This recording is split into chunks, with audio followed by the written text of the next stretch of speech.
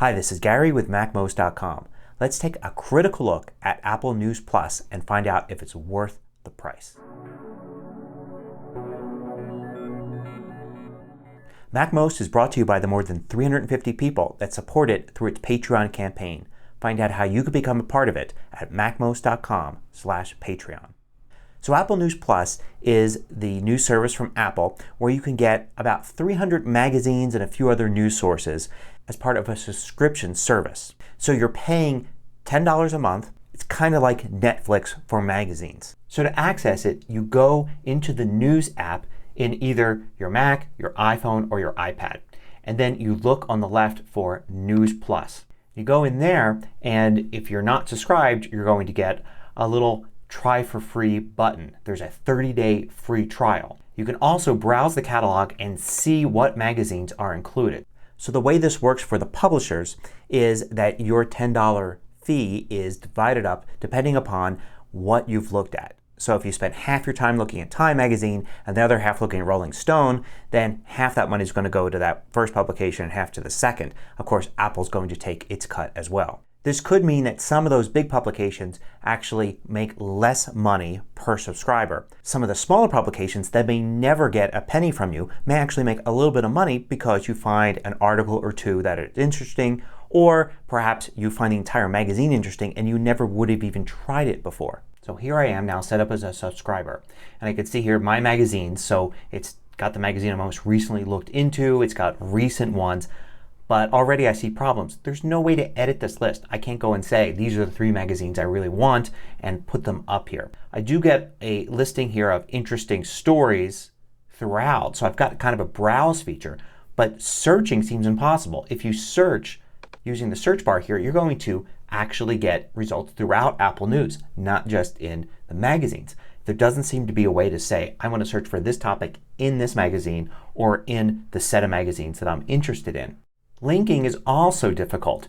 If I go to a story, say this one in Wired, and I want to share it, you can see I have a limited number of things I can do to share. There's no real way to copy. I can kind of create an email and then copy the link. But even if I do, it's going to share an Apple News link. There's no real way for me to say share that story to somebody that's subscribed in another way or just link to the regular article that's on the web, because a lot of these articles are available on the web. In addition, linking in is very difficult. If somebody sends me a link to, say, a story at Rolling Stone, it's not going to be an Apple News link. I'm going to have to actually go into Apple News Plus, go to Rolling Stone, look at the table of contents, and find that story. And there are no archives. For instance, if I search for Consumer Reports, I do come up with the magazine, and it is one of the ones inside of Apple News Plus. And there's a bunch of different issues here. But the whole idea with something like Consumer Reports is being able to search for a topic. And that's what I would get if I actually subscribed to them directly. I'd be able to go way further back than this, and I'd be able to find what I wanted quickly. If I see a story like this that I like, I can indicate that with this little love button. And I suppose things suggested to me will be altered by loving this story or disliking it. But what I really want to do is be able to save the story. And I can through File Save. And if I looked at the bottom here, I see Save Stories, and there I'll find ones that I've saved. When Apple News Plus came out, some people said this could be the end of magazines. And they were talking about the economic model, right? Paying $10 a month and then dividing that up among magazines. But what I think could really be the death of magazines here is the fact that they look so boring when you're just looking at a list of headlines. And even when you go into the article, it's not that exciting. I mean, there are images and some text, and that's about it. It doesn't look as good as it does in a regular magazine. It is nice to be able to do things like increase the font size. It does create a nicer reading experience, especially if your eyes are getting older. Now, some magazines are a little better than others. For instance, National Geographic creates a little bit nicer of a page. Now, one thing you would expect from Apple News Plus is the ability to download a magazine like I'm doing here.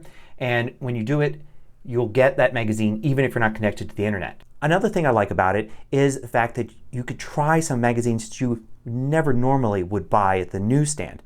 Or if you just want to read one little article, say at a travel magazine, you can read that. Some revenue goes to that magazine. You get to read the article, and you didn't have to buy an entire issue or subscribe. So should you get Apple News Plus? Is it worth the money? Well, 3 things to consider. First, It's free for 30 days, so you can just give it a try and see if it's worth it for you. Price-wise, it makes sense to get Apple News Plus if there are at least 2 magazines that you read cover to cover and you're willing to give up the paper version of it. Another reason you may want to consider Apple News Plus is if you like to read magazines while traveling. They don't take up any extra weight or space in your bag, and it's really nice and convenient to be able to read them on your iPad. So other than those 3 reasons, I really can't recommend Apple News Plus for most people. Maybe in the future, if Apple adds more publications, more services, perhaps a few more newspapers, it will become worth it.